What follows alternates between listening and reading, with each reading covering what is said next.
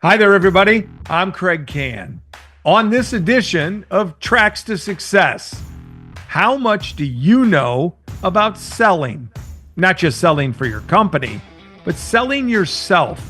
If you feel a bit awkward in doing it, I've got your guy.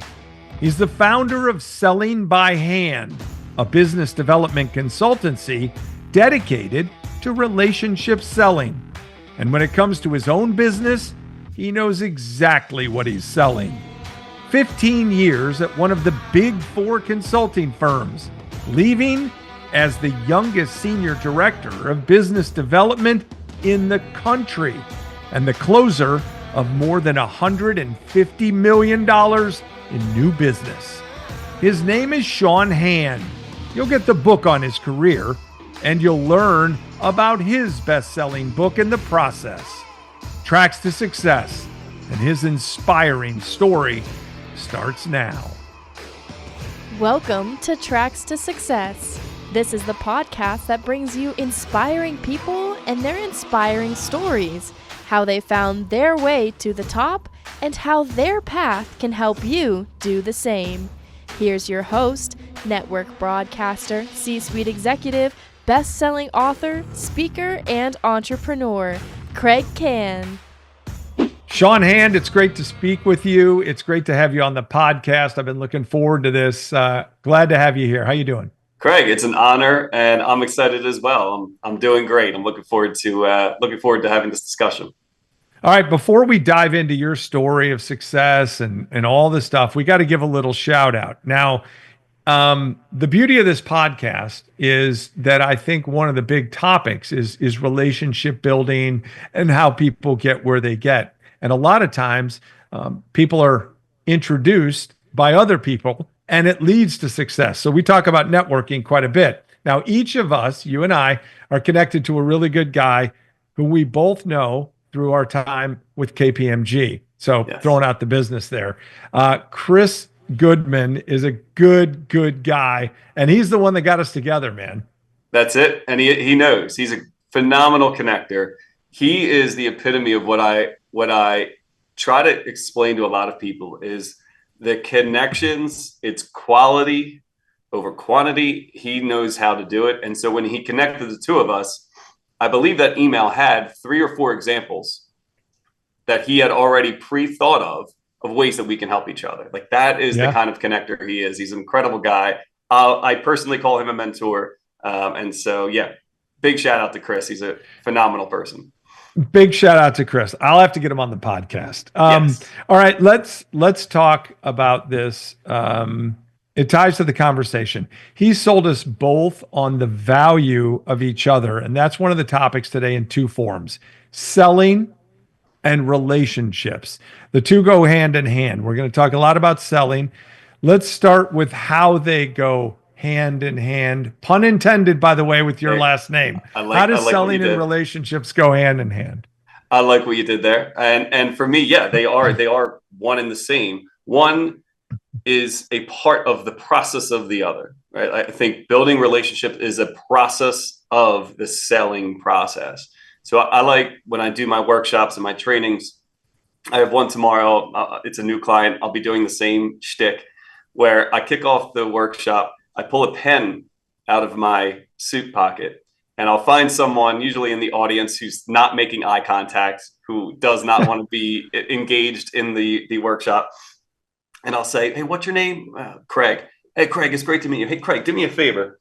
Sell me this pen.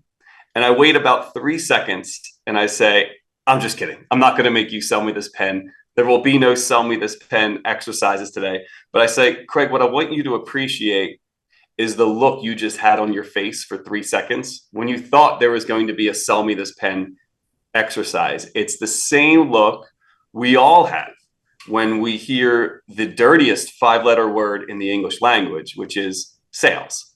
It conjures up that Wolf of Wall Street, Boiler Room, Glengarry, Glen Ross, sleazy sales tactics.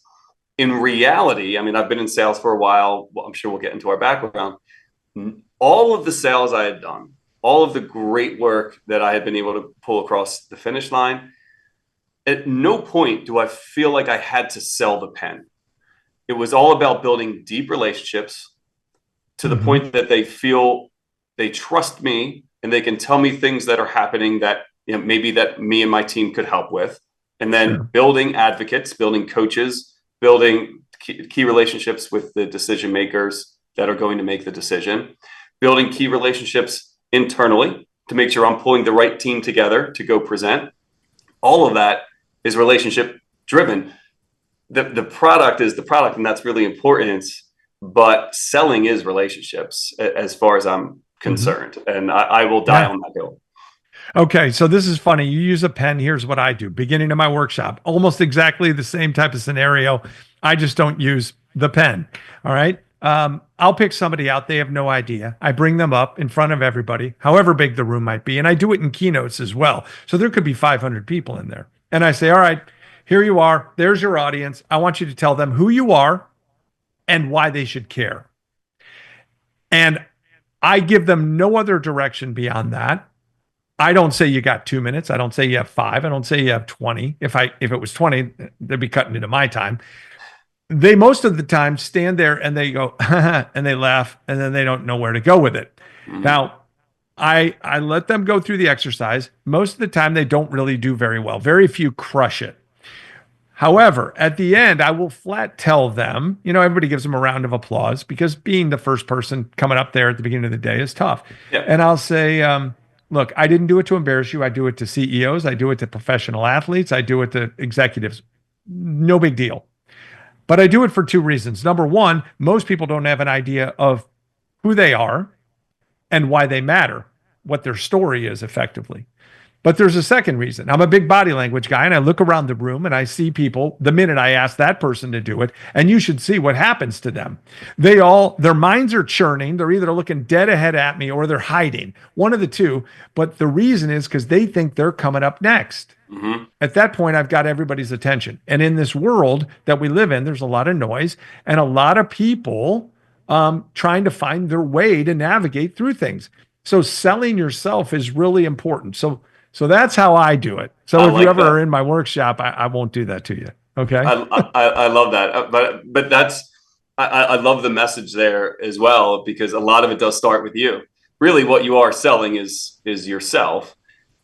And it's sure in the sales process, there's a product or a service that's the ultimate vehicle that we're all looking to sell. But, if you're looking to get a new job, if you're looking to get promoted over some other people, if you're looking to get into a good grad program, you name it, at any given point, you're selling yourself. And so with the lesson that you share to kick that off, I think is really important for that person to understand.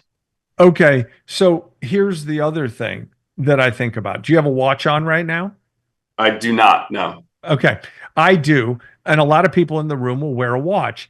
Now, we look at it how many times a day to check the time. We look at it how many times in a week. We look at it how many times in a month. But if I said, don't look at your watch and take this piece of paper and a pen, we'll go back to your pen, and draw it for me with great detail, people can't do that.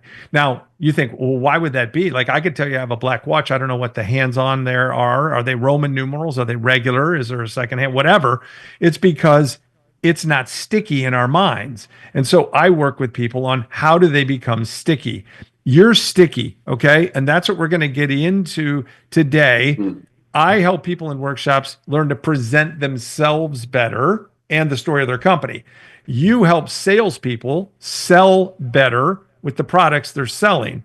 But to me, it's one and the same. Is it not? We're selling ourselves first because people don't want to buy products until they buy you. Is that not correct? Is that what you teach? That is what I teach. That's correct. One edit I would put there is I do teach salespeople how to sell. My bread and butter, though, if I'm being honest with you, is really the seller-doer model. So what I really like to do is come into organizations, professional services organizations, consulting firms, audit firms, tax, lawyers, and engineering firms are a big one, because there's a lot of doers who are dealing with this pivotal point in their career. And Kraig, I know you're aware of this. You get to this point where, let's say you're a tax consultant. Okay. 5 years into your career, you're doing well, high chargeability, working well with the team and deliverables and all of those metrics. Then the firm will say, hey, Kraig, you're doing awesome. performance review, the little 9-box year one or the 3-box year, whatever the metrics are, you're doing great. So we think you should be promoted to manager. Now you're managing people. This is the typical hierarchical process within most professional services firms. So now you're a manager. So now you have to manage people. So you take off the doer hat for a little while and learn how to be a people manager and learn how to manage a team, learn how to manage revenue, manage projects, become a project manager, and all that good stuff. So they do really well there for about another 5 years. And now they're up to like director, managing director. They're taking a little peek at sort of what that executive level would look like. Now here comes the third the third career that they have to manage, which is you're a great manager, you're a great doer. We're going to need you to start building business. We need you to be part of the growth engine of the firm. That's where a lot of people get caught up. That's the band I would call my sort of swing plane, because there's some natural revolt to this, right? Because these people are like, let's say I'm a tax consultant. I'm like, no, why do I have to be a salesperson? I'm a phenomenal tax consultant. I'm a great manager of people. Now you're telling me I have to learn how to be a salesperson? Tell the salespeople to learn tax consulting. Why do I have to learn their career? And so there's a lot of pushback. It creates a lot of issues. But underlying, the firm has the right idea. We want to promote you. We want you to become a partner, equity, interest, and all that good stuff. You have to be part of the growth side of the firm. So that is where I come in. I like to focus on the doers, because I like to explain to them that I'm not here to teach you how to be a salesperson. What I want you to understand are the tips, techniques, networking, relationship development, the business development acumen to be a part of the growth side of the firm while still doing the thing you love. Keep being a tax consultant, keep managing, but let's start carving out 10, 15, 20% of your time to just start thinking about how we build deeper relationships with the clients, cross-sell other opportunities, develop referral relationships, COIs, all those things you and I know and love. So we go from doer to grower. What do you say they go from? Doer to seller. Yeah, doer to grower, doer to seller. It's the doer-seller model. Mm-hmm. Okay. So this is not about my workshops, your workshops. This is about you, your trajectory. Let's talk about your career. Before we get to KPMG, before we get to the amazing run that you've had and you starting a business like you're running right now, I want to talk about you growing up in Philly. Okay. Mm-hmm. Who were you exactly? Were you the kid that, as the Eagles would win the Super Bowl, would climb up on a light pole and do what all those Philly crazy fans do? What type of kid were you? So that would be tough to deny, considering I grew up at Cottman in Frankfurt, where all of the people congregated. That was my home. So I had no other choice but to get my little hands and feet up the pole, the light pole. That was me, man. That was definitely me. To an extent, I was the youngest of four. From what I've been told and understand, the youngest typically is the one trying to get the spotlight, always hanging out with the older kids and developing a little bit quicker that way from a social perspective. But yeah, at a very young age, it was funny. I was just talking about this with my wife. At a very young age, I really enjoyed. I was the class clown. I like to make people laugh. I like to make people happy. That is true. But beyond that, I was always really courteous. I was always very respectful. Again, that's my parents doing. They were great parents. I was always very, very respectful. But I got a high off people looking at me at a younger age. I enjoyed when older people would say, "Man, he's really mature. Like that's a great kid." And so I got constant feedback, constant reassurance that I was doing the right thing. So yes, I was a goofball. Yes, I like to make people laugh, but I worked hard and I paid everyone respect. As a matter of course, you couldn't find anyone that said, "Oh, Sean bullied me," or "Sean was mean." It just wasn't in my DNA. It wasn't in my upbringing. The reason it came up recently is because now that I'm in this business where you get constant gratification every time you get off stage and you hear the applause, every time you follow up with a client. And so that ego fueling continued even up into my adult life. But yeah, so you could draw that linear path directly from needing constant reassurance and being ego driven. I'll just call it what it is, enjoying being around people and making them feel good, all the way through to today. It doesn't change. Tracks to Success is proud to have the support of Ahead, true innovators in premium headwear. For more than 25 years, Ahead has been outfitting golfers and supplying headwear for the game's most prestigious events. Head over to aheadshop.com and explore their incredible collection of major championship golf hats. And don't miss their lineup featuring your favorite college teams. If you're looking to dress for success, Ahead is the perfect brand for you. So think ahead and look for it at pro shops and special events across the country. And how about this? For listeners of Tracks to Success, Ahead is offering one of its biggest discounts ever.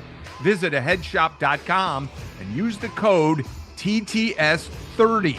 That's TTS30 to get not 20% off your purchase, but 30% off. That's right, 30% off with code TTS30. Ahead, the finest in headwear and the official headwear of the Tracks to Success podcast. Available now at aheadusashop.com. We're talking with Sean Hand. He runs his own consultancy. He's had a great run of success, and we're going to talk about it. You were off to the races, okay? From Philly, college, the whole bit. I want you to sell me on the journey to the Big Four firm and the amazing feat of becoming the youngest, this is pretty amazing, youngest senior director of business development in the entire country. Sell me on the journey.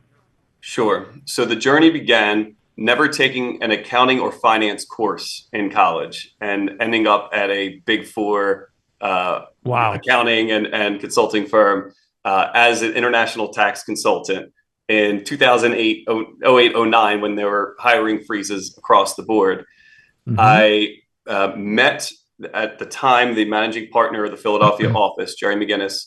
I was a sophomore, I think, in college, and I was volunteering at an event called Coaches versus Cancer, and I was helping. And it's like $1,000 a plate event. I mean, it's a place I would never find myself otherwise as just a clueless college kid in Philly. And I met this guy. I wrote about it in my book. I didn't appreciate what I was doing at the time, but I've since developed this as a tip. Was when he walked in, this managing partner of Philadelphia at KPMG. I didn't know who he was. I didn't know what KPMG was. I thought it was a radio station, like smooth jazz, low 90s. I had no idea what it was. Never was in the business school. So he walks in. His wife is with him. They're now both great friends. But at the time, I could tell he was the man. Like everyone was coming up to this guy. Hey, Jerry, how's the golf swing? And just all the cheesy, sleazy kind of like, look at me, give me attention. So great. But I noticed, Kraig, his wife standing right next to him. No one's acknowledging her. No one was talking to her. They were almost boxing her out at times to get like more FaceTime with this guy. So I walked over. I said something embarrassing just to try to make her laugh. She was like, don't ever say that. I was like, I don't know what to say. I just said, who are you wearing? Because there was a red carpet. And she was like, what? And I said, I don't know what to say in these things. I'm sorry. So she laughed. She said, well, don't say that. She's like, so who are you? And so we got to talking. We had some laughs. And all of a sudden, I could see him looking over at me. And he was like, who is this guy finally like making my wife laugh, making her have a good time? And having her sort of enjoy being a part of this event, which was probably the 10th event he took her to, that month. Sure. And so he kind of shooed everybody away. He gave me 15 minutes of his time. And I since wrapped that anecdote up as a tip in my book. I say the most important person in the room is often the guest of the most important person in the room. If you have that person's attention, you have the other person's attention because you're a hero. You made their guest feel comfortable. And so he handed me his card. That started the journey at KPMG but again, I love that anecdote, Kraig, because it tells you the universe right off the bat was telling me where my future lied. It's in networking and relationship development. That's how I got the job. So fast forward through, I was an international tax consultant. I did some marketing, jumped around within KPMG, finally landed in business development. It was a tough internal play because KPMG at the time was basically built their business development organization, mostly built by hiring people with 20, 25 years sales experience, from the Xeroxes and IBMs of the world, or people with great Rolodexes that are 60, plus. And then you say, hey, call on your people, get us in the door. That's our business development plan. I was sort of their first, I would say their first trial that they had, where they said, I wonder if someone who's maybe a little bit younger, but has a lot of experience within KPMG can use the experience that they had at KPMG to magnify the sales efforts. He's already built relationships with our clients. He knows our services. He knows our people. If we can teach him up on the sales side of things, I wonder if he can do some damage earlier, and we don't have to pay him. We don't have to pay him these huge premiums we have to pay for these executives coming in. So that's how I got in there. First year, started hitting sales records that very first year, and then just sort of never looked back. So how'd you hit the sales records? For me, it was in a philosophical way, without a ton of experience. Yeah, without a ton of experience. I had a little bit of a leg up in that the accounts that I was assigned to were accounts I had already been working with, whether it was when I was in client service and tax, or whether I did a little bit of marketing before then. So I had a lot of familiarity with these accounts, a lot of familiarity with the directors and sort of next in line at the clients. And so for me, it was perfect because at the time I had moved over, I was probably 30, maybe 29, 30.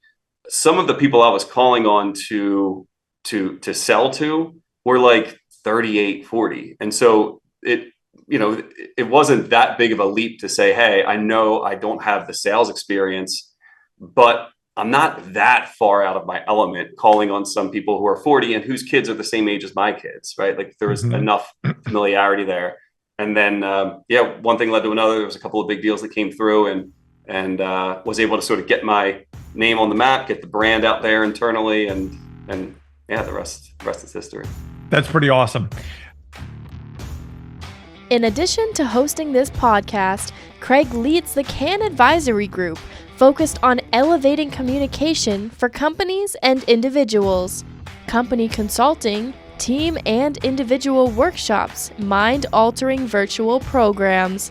To learn more and to find out why the Elevate workshop has been labeled the most powerful experience in leadership communication, visit canadvisory.com.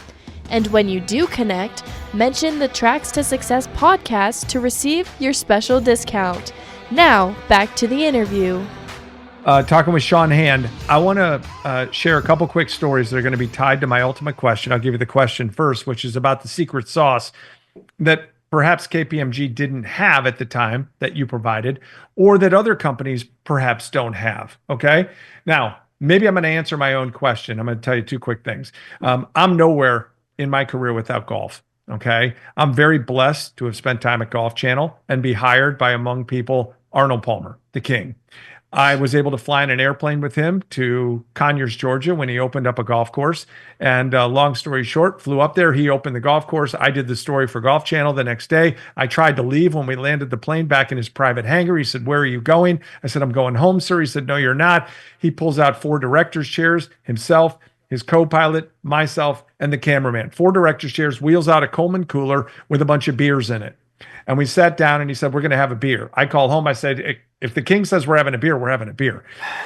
In that time, and the times that he was at Golf Channel walking around, he made you feel like the most important person in the room, regardless of who you were. Okay. He did that. He had a way with people. So that ties back to what you talked about earlier. Number 2, if you are as fortunate as anyone could be, you would have been able to put a microphone in front of 5 presidents of the United States in their career. Tied to golf, that was me. Not long interviews, but I did get to do a sit down for 30 minutes with Laura Bush after Hurricane Katrina. What I did not know at the time was if you interview the First Lady or the President of the United States in a formal sit down one-on-one, you get invited to a holiday reception at the White House. So I was invited to the White House, and My wife and I went at the time in December, and we were able to meet and have a photo with Laura Bush and George Bush. Okay. Down the stairs, you're introduced. It's the most amazing thing. And you're by yourself when you go there. And in that moment, George W. Bush made me feel like the most important person in the room. That was a gift that he had. So my question to you is, the value of that I've never lost. Arnold Palmer's picture is above me, behind me, because I try to carry myself that way in how I deal with people. Mm-hmm. Is that the secret sauce? Make the person you're selling to not feel like you're selling, but making them feel super important. Yeah. Well, I mean, you nailed it. And the examples are great examples. Yes. And I would say the pushback someone might have on those two stories is, well, Kraig, that's you, man. Like, that's also you. Like, that's your personality. Or that's, Arnold Palmer's personality. That's not me. I'm not outgoing. I get drained in these types of social situations. I'm more on the introverted side. So, because sometimes I provide anecdotes and things like that, and people will say, yeah, but that's you, man. Like, I'm different. I like spreadsheets. I like to be kind of left alone. And so they think it's not for them. So what I would say is, yes, that is the secret sauce. And I would say, and everyone can do it. It requires some muscle memory. It requires you to actually branch a little bit outside your comfort zone. But the way I put it, I say there's my two basic principles of relationship development. And it'll be a bunch of words that basically say the exact same thing you just said.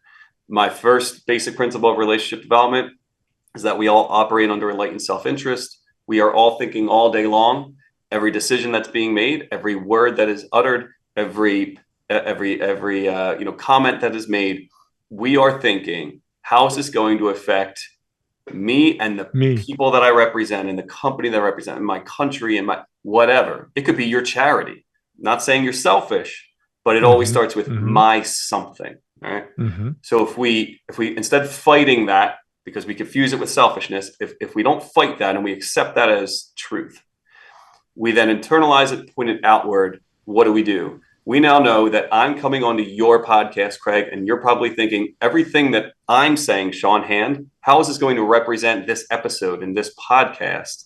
Because that's what's important to you right now. This is your podcast. So what does that mean? It means I need to make sure I come right. That means I have to make sure I'm ready with a few anecdotes and that I've cleared the room out, that I've made sure that the video is correct and the audio is correct, because I know that this is important to you.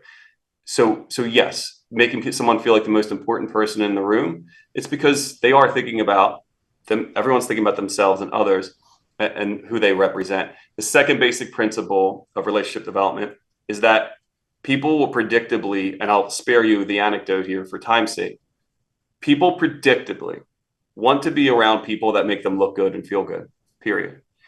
Okay. If you leave my presence and you feel better about yourself, and I made you look good by telling your boss you're doing a great job and, how excited I am to work with you. If I, made you laugh and listened to you for 10 minutes while you vented and didn't judge and just, empathized and, anything I could do. And if I made you feel good, you're predictably going to be you're going to want to be around me more often.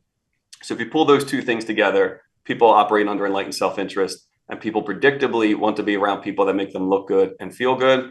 Right there, you have the recipe to really, within 15 minutes, cut right to the core of what everyone is looking for. And I think that's a surefire way for people, even on the introverted side of the spectrum, to have that impact on others in social settings. Fabulous insight. Fabulous insight. Looking for a guest speaker for your next event or annual conference? Kraig's message is inspiring and empowering. Visit kraigcanspeak.com to learn more about his topics and find out about his green shoe experience. It's a day your people will talk about long after he's gone. So visit kraigcanspeak.com and mention the Tracks to Success podcast to receive your special discount. Now, back to the show. We're talking with Sean Hand. selling by hand. And that's the name of the business. We're going to get to the book in just a second. Um, you left KPMG, which wasn't a radio station, and became an entrepreneur running your own thing. You left with this reputation as the youngest, most successful business development guy in the country. Um, that had to be a pinch yourself, but it also had to be a huge confidence boost to say, I can do this and I'm going to trust it. Now, there are a lot of people I know that will not bet on themselves. They think they're great at something. They know they're talented. But if you say, go start your own business, they're like, no, no, no, no. I need that paycheck. I need the benefits. I need the this. I need the that. And I try to tell people, figure out your superpower and let it rip. Take a chance in life. You may only get one shot. I'm not telling you to leave your job. I'm saying, bet on yourself to succeed. Were you scared? Yes. Yeah. Yeah, for sure. A little bit. But in the end, though, let's say I was like 10% scared. It wasn't really scared. It was just I knew how much work it was going to be. I mean, I had been thinking about this for 6, 7 years.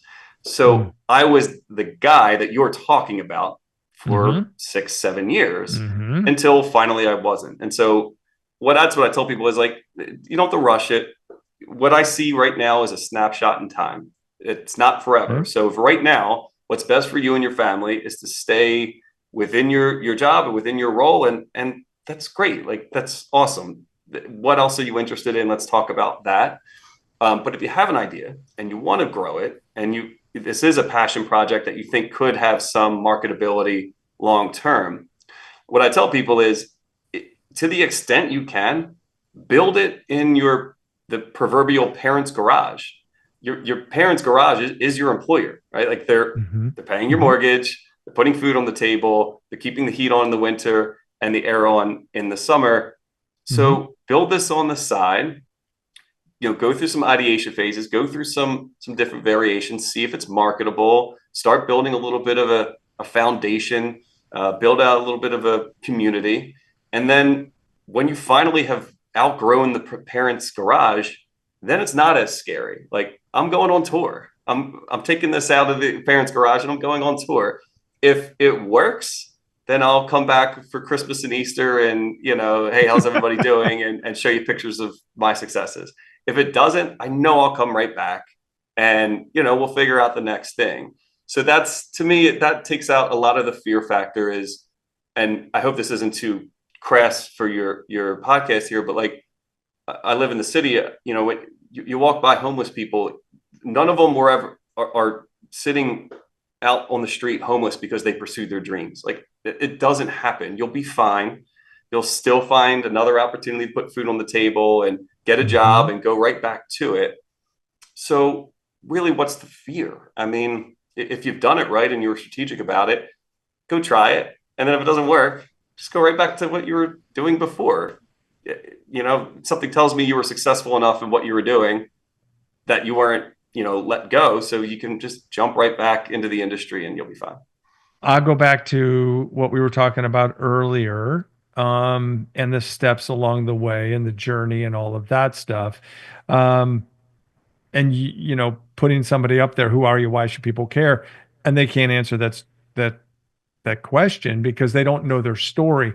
I'm a big journal guy. I write down every place I've been. What were my biggest takeaways? I tell that to people that I teach at the university who are going into broadcasting careers, hopefully for themselves.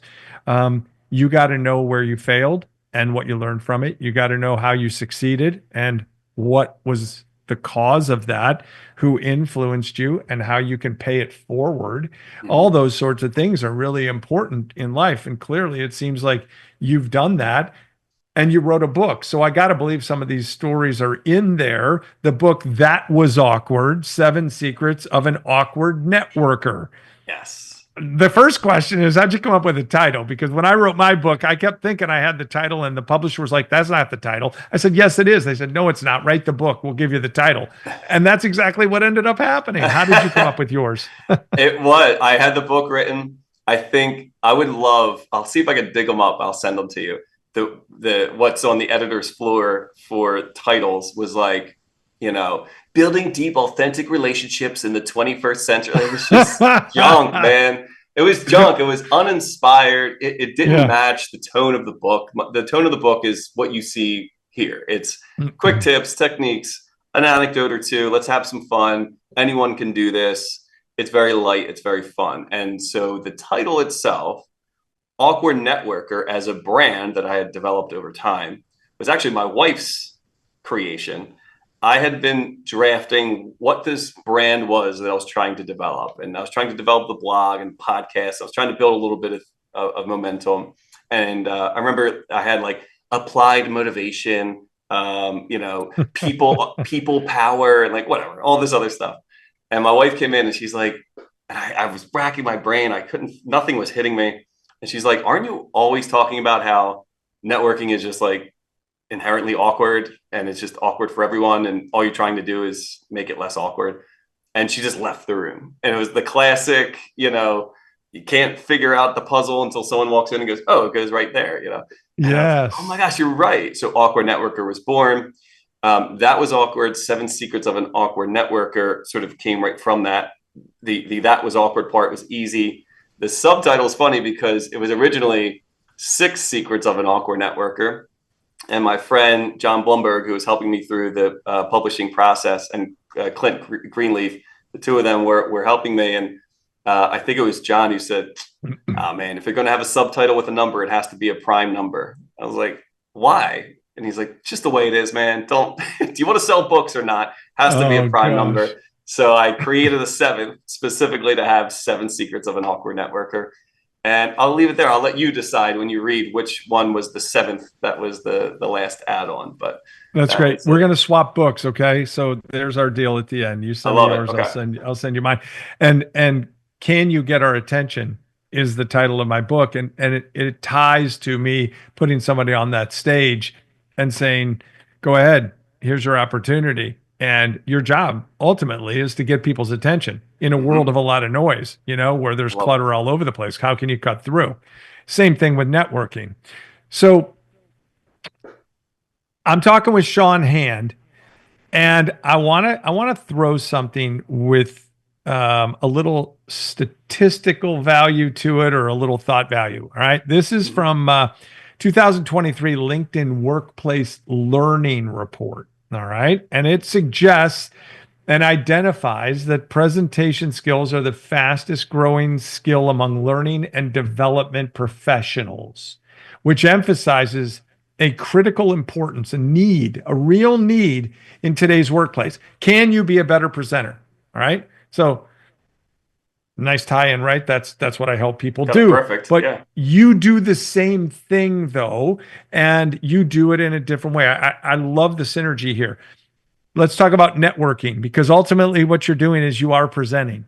You are presenting yourself. So I want you to take that and run with it and ask you what makes somebody really good at networking, and why is it so damn important? What makes someone really good at networking is, for me, let me tell you what I see really good people do. That I believe is replicable for anyone on the intro extrovert spectrum. Okay. Right? It's really important to distinguish that, because there's some things that extroverts can just do really well, and there's some things introverts can do really well. The things that I see both sides, when they're doing this really well, they have a lot of success. One is preparing properly. I won't get into my whole preparation plan. It'll take too long. It's in the book. Preparation is key, and most people don't do it. Very simple prep, audience, purpose, questions. Having 10 minutes before you go, walk into any room in which you're meeting new people and you're tasked with creating and sustaining organic conversation, identifying potential opportunities to work together or help each other, exit gracefully, which everybody has trouble with, exiting gracefully, and then following up appropriately to continue to build on that relationship. If you just walk in cold, right, guns blazing, I'll just go and meet some people and just, get into some good conversations. Good luck, good luck. I do this sometimes, back to your statistical opening there.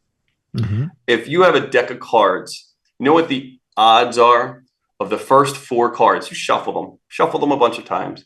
The odds of those first 4 cards being aces, something like 1 out of 120 some thousand.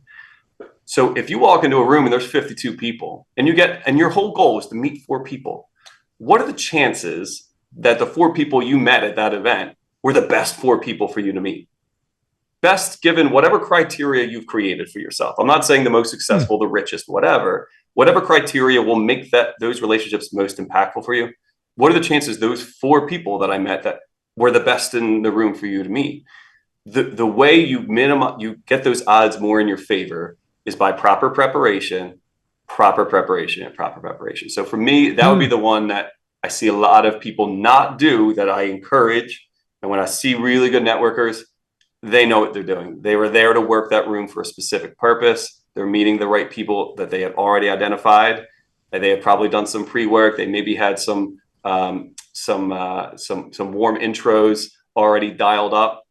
That's what I see really good networkers do. And I'll end it with this. Of the people that literally come to mind, the faces, the names, the people, I know these people and they are self-described introverts. So to me, that shatters the idea that, well, I'm not an extroverted person, I don't like to network. I don't subscribe to that. I don't, because some of the best networkers I know are self-described introverts. 2 things I want to talk about. We're talking about networking and the value of it. Okay. You just a moment ago talked about preparedness. It's funny that you say that, because I will tell people all the time, when I get done with a workshop, when I get done with a talk, when I get done with this podcast, I'll second guess a couple of things. I always will. I think it's human nature. But one thing I will not allow myself to second guess is preparedness.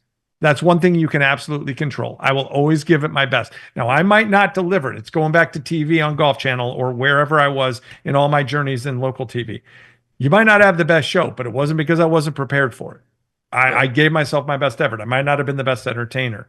And I think that is super important. So the one thing, though, that we oftentimes are not prepared for, or many people are not, is the next topic I want to throw at you. And that's pivoting.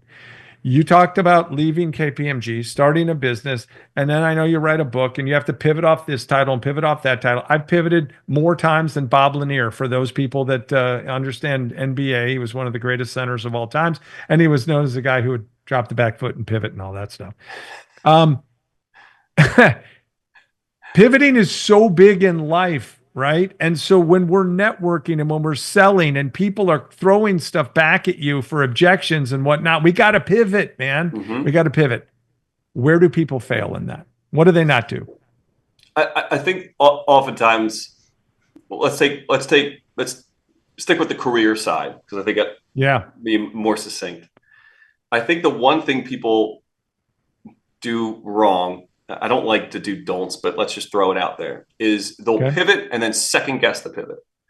Yes. They'll pivot and then they'll go, oh, was this the right decision? Yes, it was. It was. Is pivoting back potentially the right decision? Maybe. But that pivot added value somehow. It's up to you. You have to take the lesson, leave the event. Take the lesson and leave the event. So if you pivoted and you left a firm where you're making a lot of money to try to pursue your own business and it didn't work, leaving and going to pursue your own business, that pivot wasn't a mistake. It just wasn't, because you did it. You did it for a reason. Like you said, if I'm prepared, then I can't second guess that. So for me, I think a lot of people, they'll make the pivot and then they'll immediately look back with rose-colored glasses, and the grass is greener from the place I just left. It's like when you're trying to switch lanes in traffic. When you switch a lane, that's the lane that gets stuck, and then the lane that you just switched from is moving quicker. I don't subscribe to that. I think everything does happen for a reason, and even if it doesn't, what's the harm in believing that and just saying, you know what can I learn from this? I'm just going to take the lesson, and if I have to pivot backward or pivot again, that's life. I was just talking about this with a friend. I was looking back at some of the initial trainings I had done, years ago. It was in an old file. I was looking for something, and I was almost like, I don't know if you ever felt this way, Kraig, but I was kind of disgusted with myself. I'm like, you charged people for this? I mean, it was a pile of crap compared to what I'm doing now. And I had that moment of like, what was that? Like, it just struck me as like, I can't believe that came from me, because it's just not the quality that I'm proud of. And Totally then understand I that. had to remind myself, right? Like, what do you think growth is? Like, if it's Evolving. the same, then I'm not growing. So that's growth. If you look back and you go, oh my God, like, I can't believe that's what I did, what I thought, what I produced, what I created, whatever, then that's good news. That means you've grown and you've developed and you've created a greater product, a greater offering, living a happier life, whatever your metric is. So I don't know if that answers the question, but for me, pivoting, I think once you make that decision, the decision was made for a reason. If you're not happy, pivot again, take lessons all along the way. That's just my own personal belief. Yeah. People are afraid to do it though. They're afraid, look, we don't fly a lot of direct flights all the time. We got to connect. People go to college and they change majors. They pivot in careers. It's not a straight line. It's really not. Our careers are made with many pivots, but some people are afraid to do that. I talked about it earlier about betting on yourself. So, Craig, if you want, I know you have another question. Sorry to cut you off. If you want, you could probably verify this with LaSalle University, but I believe I still hold the major for most declared. I still hold the record for most declared majors in a 4-year term. Back to like not knowing what you're doing. I came in undecided. I literally left undecided. I ended up with international economics as my major. And I was everywhere, man. Like finals week didn't bug me at all. It's fine. It was registration week, because registration week meant I had to have some idea of what my direction would be, and I had no clue. And so jumping around was everywhere. Didn't even know what KPMG was. Spent 15 years there. So yeah, you don't know, and you jump around. But to me, how you exit one room is how you enter the next. So as long as you're pivoting and you're jumping around, and you're leaving from a point of strength and success and just general happiness, then the next chapter is going to start the same way. So exit with power, exit with strength, exit as happy as you can be into the next thing, and then be optimistic there too. Until you go, maybe I'll be like pre-law, and then go do that. I don't know. It's the follow-up question here is, are you still undecided, or do you feel more confident than ever in what you're doing? Great question. I feel more confident now than ever, but I, in theory, had 4 different careers while I was at KPMG. Yeah. I skipped over some just for time's sake, but every one of those required a pivot and a decision point and is this what I want to do with the rest of my life? And I don't know. I mean, at the time I was like, yeah, maybe, sure. Why not? Let's try it. And it ultimately wasn't, but it got you can watch the progression. I just got closer and closer and closer to where I am today. And if I didn't have all of those experiences, then I wouldn't be where I am today, because I would have nothing to share with the teams that I train if I didn't have all of those experiences. That's how it works. Same with failures. They're hugely important. It's funny that you talk about, man, I can't believe I charge people for this. I keep the workbooks that I've used, that I built on my own for all of my clients in the workshops, 24 people in the room, from way back 8 years ago. And I'm looking at this workbook from, 6 years ago. And I'm like, I laid this on the table for people to use. I mean, it was good then. It's so much different now. I try to tell people, look, I know I did some work with you back in 2020, but the Workshop is so much different and so much better than it is now. Well, times are tough, blah, blah, blah, blah, blah. Okay, whatever. All right. A couple of things before we put the wraps on this. I talk a lot about being sticky. Okay. I talked about the watch, and it's not sticky to us. Okay. So we got to make ourselves sticky. And, same thing with companies, messaging and so forth. So how do you, I'm assuming you do this, how do you coach people to be memorable in a room? Great question. So one of the things that I try to focus on with people that I coach is, when you're entering a room and you're entering a conversation, it's important to be memorable by learning a lot about the other person. And like you said, if you feel like you're the most important person in the room, then you'll remember me, right? So it always is led through questioning, active listening, and getting to know somebody else. Good news is, back to the intro extrovert spectrum, introverts usually are pretty good at this. They just need a little confidence to run to facilitate the conversation. Bad news is for the extroverts, because we, put myself in that category, we love to talk. We love our own voice. We have anecdotes and funny stories for days. So we think we're being memorable through our storytelling and our jovial disposition and our bombastic personality and whatever. And we might be, but being memorable isn't about look at me in the spotlight. It's about building a deep connection with somebody else. That connection is memorable. And so I like to help coach a lot of these extroverts around active listening and about learning about people when you meet them. And there's this old sort of sales methodology around, that spotlight over the table. Have you ever heard or done this one where it's when you're meeting with a prospect or you're out networking and you're meeting other people, to visualize that there's a spotlight over the table or over the conversation. When you're speaking, the spotlight is on you. When the other person is speaking, the spotlight is on them. What you have to train your mind to do is avoid the spotlight, because when you're speaking, you're not in control of the conversation, right? There's a reason you asked the question. Now I'm answering it. So you dictated where this conversation leads. Right. And as long as I'm talking, you can listen and then think of the next question to then lead the conversation where you want to lead. So by asking questions while you're not talking and you don't have the spotlight, in theory, you're in control of that conversation at that time. Yeah, that's right. I think it's really important for us extroverts to remember, because we love to talk and we love to engage, to stop, realize, ooh, I've had the spotlight now for like 90 seconds and there's 6 other people at this table. Hot potato, let me throw the spotlight over to you, Kraig, ask you something about yourself, get it onto you. For me, for us over here on the extrovert side of the spectrum, that's one that I think blows a lot of people's hair back, because they're like, wait a minute. No, I'm not going to do that. Like, I love to talk. It's really, really important to be memorable in a deep connection sense. And then for the introverts, don't forget, just because you don't have the spotlight doesn't mean you can't control the conversation at the table.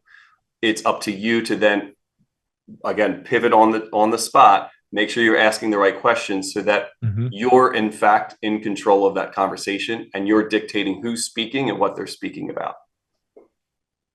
Great stuff. 2 questions left as I listened to you. One for them and one about you. Let's start with them. Okay. Somebody in their 40s or 50s, they might have lost their job.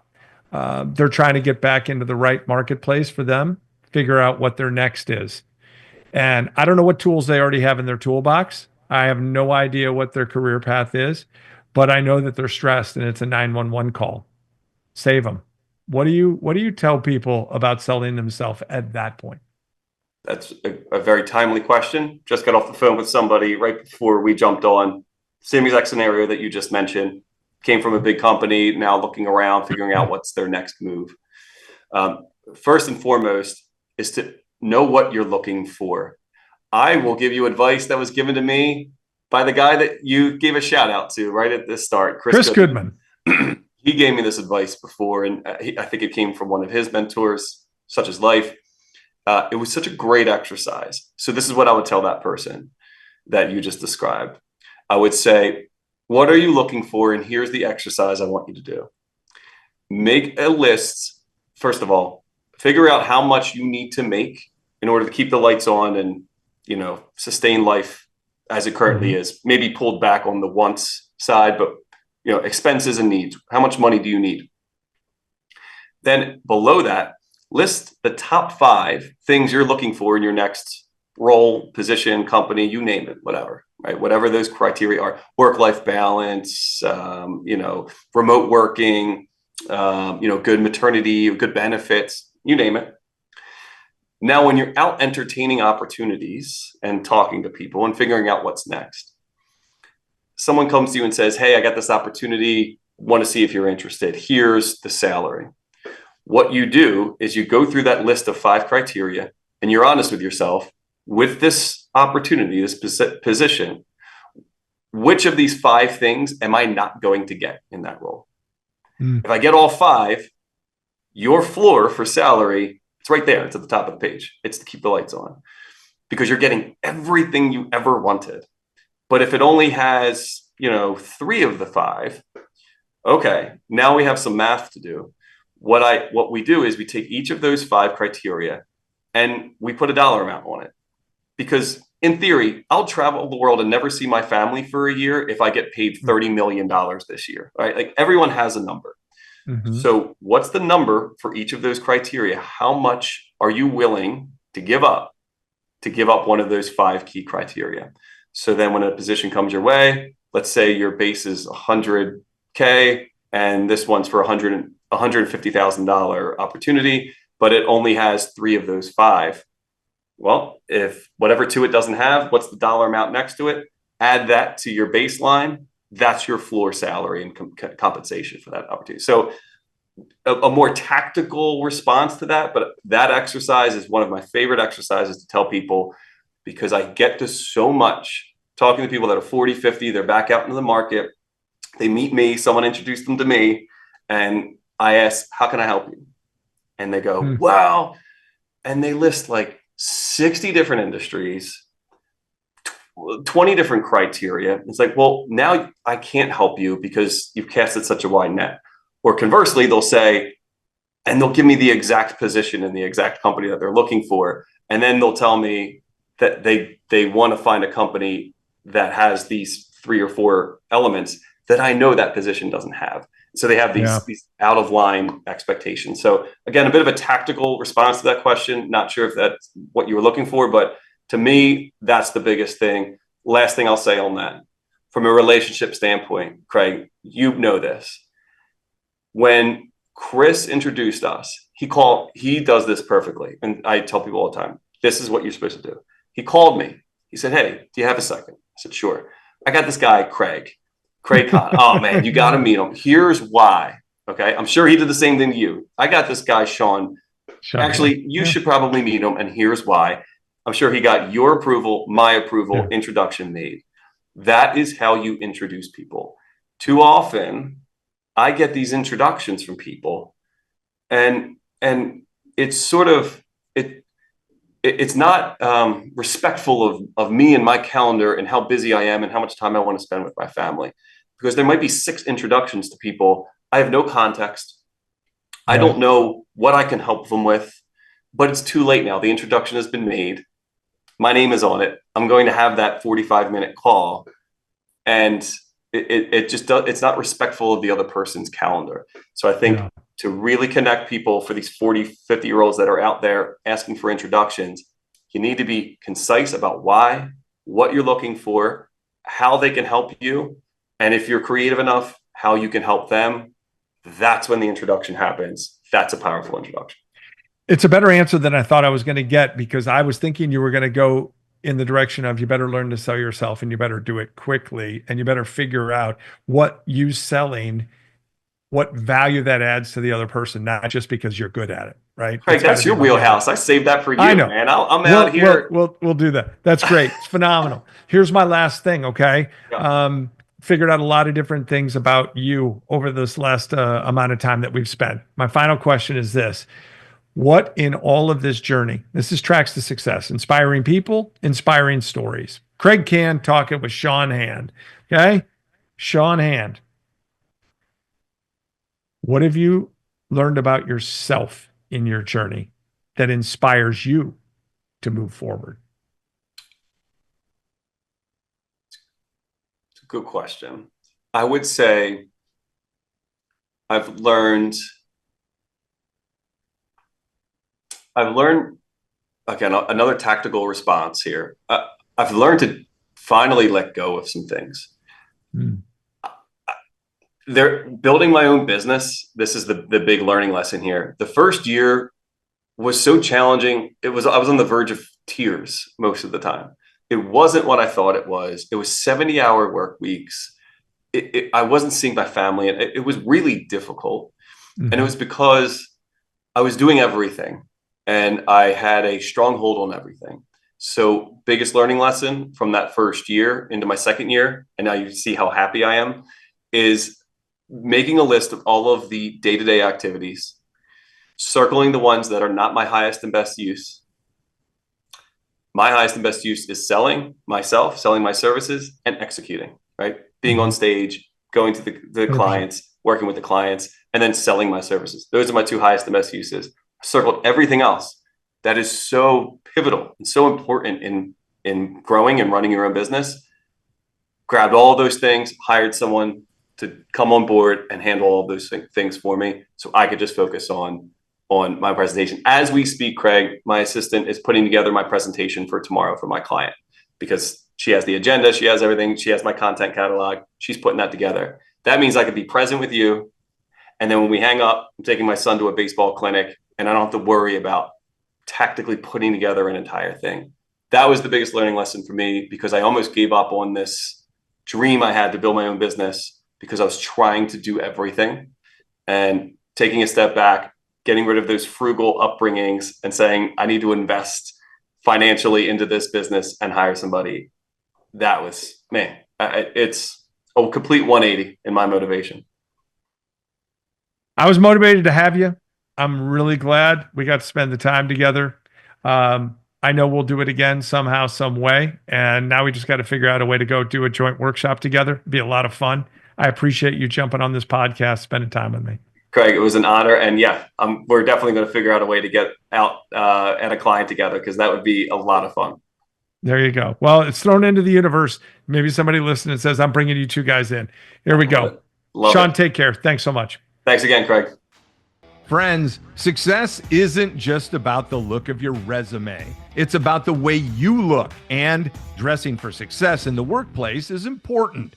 The way you look out of the workplace is part of your brand as well. Ahead, our official headwear partner, is all about helping you show off your best self. A hat says a lot about you, and Ahead doesn't just follow trends, they set them. Available at pro shops, resorts, and big sporting events around the country, and also online. By listening to this podcast, you get a chance to save big. Visit aheadusashop.com, use the code TTS30, and receive 30% off your order. That's aheadusashop.com, using the code TTS30. 30% off just for you. Ahead, the finest brand in headwear and the official headwear of Tracks to Success. Yes, it's time for getting ahead. And I want to talk about what Sean and I talked about just for a minute. But let's focus on you and the selling of you. I want to share something about a program at Can Advisory Group, and I'm not just going to tell you about it. I'm actually going to sell you about it. It's called A Brand New You. And what it's designed to do is take you outside your comfort zone. By the way, our best comes not from within our comfort zone, but from outside of our comfort zone. So learning your superpowers and learning how to present them to create your own competitive advantage. That's what's important. I challenge people all the time in my workshops with this question: who are you and why should we care? Or maybe better said, who are you and why should we pay attention? Now, most people, believe it or not, don't know the answer right off the top of their head, or at least they can't sell me on themselves at the drop of a hat. My point in sharing this is this: networking requires selling your strengths and doing it in a way to build